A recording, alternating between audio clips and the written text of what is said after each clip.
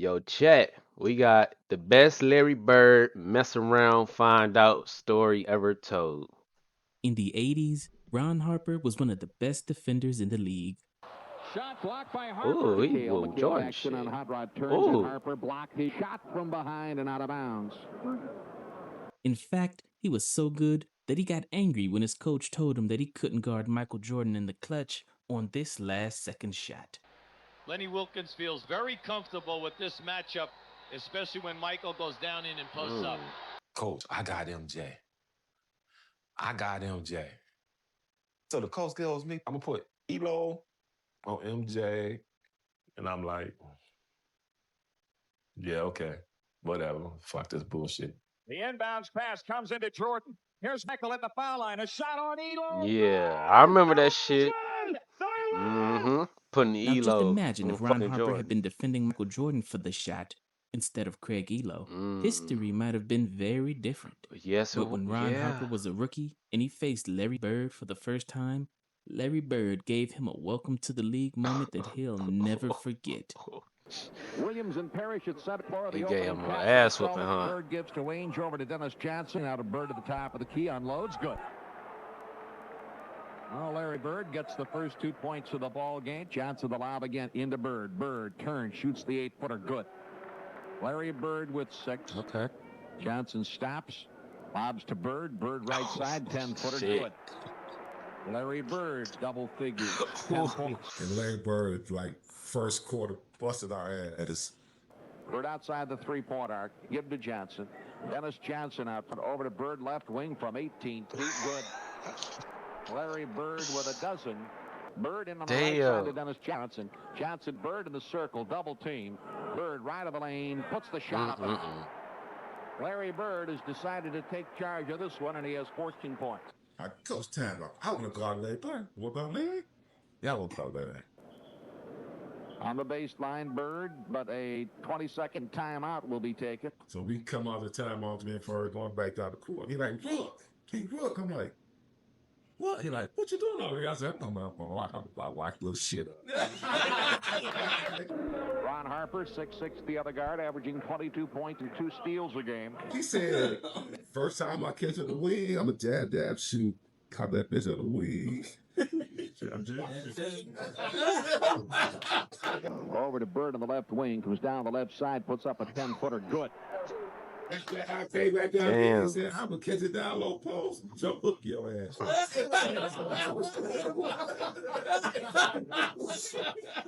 Dribbling with the right hand.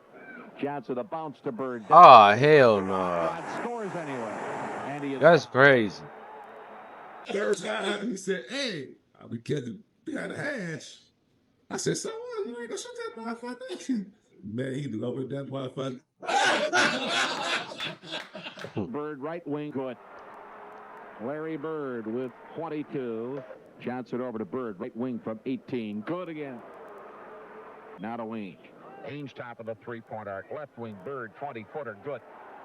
35 for Larry Bird. Was there one guy in particular you said, oh man, I don't want to have to check him. He's just the toughest guy to guard every night? Of course, I can say the Michaels or the Reggies or those, but the one I really hated to guard was Larry Bird. He was not a nice guy. Left wing. Bird from 18. Drills him. Dennis Johnson, the bounce to Bird. Bird right of the lane. Turns to his right. Baseline jumper. Good. Matter of fact, there was one game, and he was having a pretty rough first half. Bird against Elo with 10 on the shot clock. A shot, and of course a basket. So that night against the Celtics, I thought I was playing some pretty good defense on him. In the first half, he was like 1 for 9 or something like that. I kind of puffed up on him and walked beside him and was like, yeah, you're 1 for 10. I was like, that's defense, and he just kind of looked at me and said, there's 2 halves. And when we came Yeah, out that's in true. the second half, that's when he told me, I hope your mom's not watching because I'm about to embarrass you. And I was like, why would you say that to me? And he came back out and hit about 10 in a row on me. And the last one was left-handed. And he asked me if my mother was watching because he wanted to embarrass me. So Larry now over Elo. Larry wants it. He got it. Yeah, he wound up with like 31, so it was embarrassing. And I did call her and ask her, and she was like, "Yes, I was watching." So I was embarrassed. Yeah. My favorite three-point story of all time was my first time I ever competed. And Larry Bird was in the contest my first year. And, you know, you're all sitting there, you know, kind of talking with one another, waiting for him to call you to go out. So, you know, I don't know how they do it now, but they bring you in a locker room. Everybody was in the room, but Larry wasn't there. And guys were kind of saying, anybody seen Larry? You know, whatever. And all of a sudden, you know, right before we're supposed to go out, the door opens and Larry sticks his head in. And he says, oh, hey, guys, this must be the room for second place. So, Oh yeah, 3-point joint. Yeah, yeah. but, so that was my first experience with it. And I was like, of course, he went out and won it that year. So Larry Bird winning the long-distance shootout for the third year in a row. So you got to have a little bit of confidence in yourself, too, going in. So it helps. You at the three-point competition, walking in the locker room. Who's playing? Did you really say that? Who's playing for second? Yeah, I did. I was so bad because Leon Wood never crossed the three-point line. All he did was he always shot threes. So I thought he might be the competition. When I walked in there, he's sitting there, and I said, okay, now they're down to the nitty-gritty. Who's coming in second? You already know who's going to win this. I think they were a little nervous. He really was one of the first, you know, kind of big guys, 6'10" or whatever, that, you know, shot a lot of three-point shots, stretched the defense, could play inside, outside. Such a great passer, a smart basketball player. Man, I be forgetting Larry Bird is tall as hell, y'all. He not no short dude at all. On for a week now, and I knew I was going to win this thing. You know, Larry's last game happened to be against us in the Eastern Conference Finals. The year we got there. And so I like to tell people that I ended Larry's career. Larry Bird has returned to the game for the Celtics. Cotton, could this be the last time we see Larry Bird in an NBA uniform? Oh, I don't think so. If his back continues to bother him, yes. I think he would play in the Olympics and say that's it. But if the back's all right, he showed me the other night he can play. You expect Larry Bird to handle the ball a lot? I expect him to handle it a lot, and they're going to make him score, and that's what he did. Mike Sanders was literally all over him, and Bird still scored to tie the game. That debate had been raging whether or not the Celtics were better with or without Bird, but he put an answer to all those questions. Oh, shit. Oh, hold on, Bird. Hold on, Bird. Bird, Bird, Bird, Bird, Bird, Bird. Larry Bird. Ooh, ooh, oh my God, you fucked him up, Bird. Nice. Have we seen that play? He fucked really him was, up. you know, boy. his nickname Larry Legend. You know, he really was such a legend and such a great player, and things that he could do at his size. And, you know, it was a privilege to get to play in that era that I played in, and to get to play against so many of those great players. And when he was in the game and you were playing against them, he had such an impact on it in so many ways. Bad back and all, Larry Bird still can pull tricks out of the hat, wrap around and through the basket. He's a great player and certainly one of the smartest guys to ever play this game. He truly understands the game. And it's all about winning. And when you flash his record up on the screen, that's what it's all about, winning. Yep. Larry Bird gets Boston its first points of the third quarter.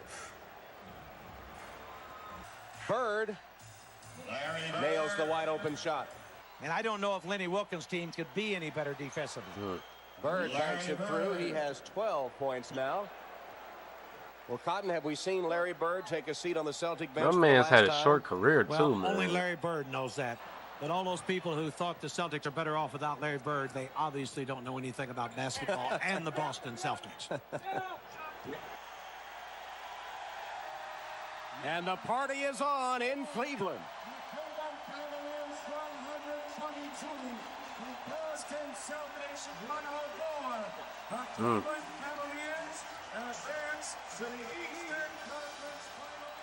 Ron Harper in this series, right?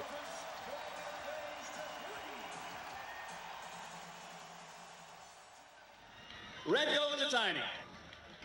Tiny. Into Gene Conley. Over to Lowski. Don't take a charge, Lowski. Over to Easy Ed. Easy Ed to Walton. Walton to Bailey Howell. Bailey held to Frank. Charlie Scott. DJ in the middle. ML. Don Nelson. JoJo. Over to Matt. Down to Sam. Tommy Heinsohn. No, Tommy. Bill Sharman. He passes it up into Satch. Satch to Coos. Coos goes behind to Russell. Russell to Havlicek. He stole the ball. No, he can't steal the ball. Get back there. Into Larry. Hey. There you have it.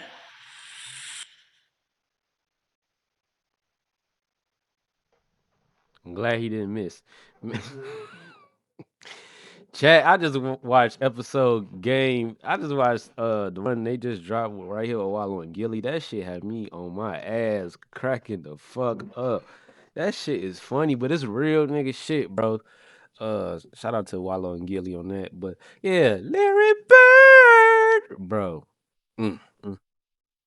He cooked your ass, Ron. Shout out Ron Harper and shout out Dylan Harper in the motherfuckers finals.